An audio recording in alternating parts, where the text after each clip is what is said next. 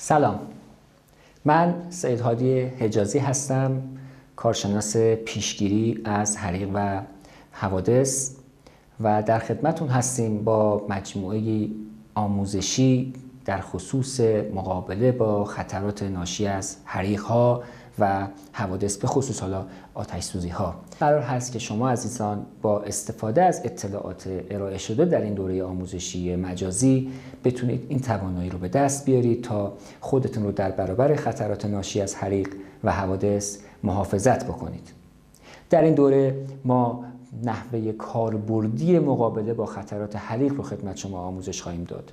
مباحث تئوریکی مثل مثلث حریق رو به شما خواهیم گفت، روش‌های عمومی اطفاء رو به شما توضیح خواهم داد. در ادامه مبحث مربوط به گروه بندی آتش سوزی ها رو برای شما روشن می‌کنم که به چه شکلی این گروه بندی انجام میشه.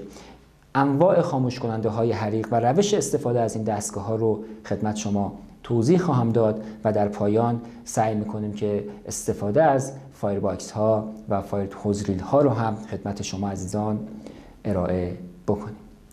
امید دارم که استفاده از این پک آموزشی بتونه برای شما مفید واقع بشه و در واقع بتونه به شما کمک بکنه که خطرات ناشی از حریق و حوادثی رو که ممکنه در اثر آتش سوزی در حول محل کار و زندگی شما اتفاق میفته کاهش بده.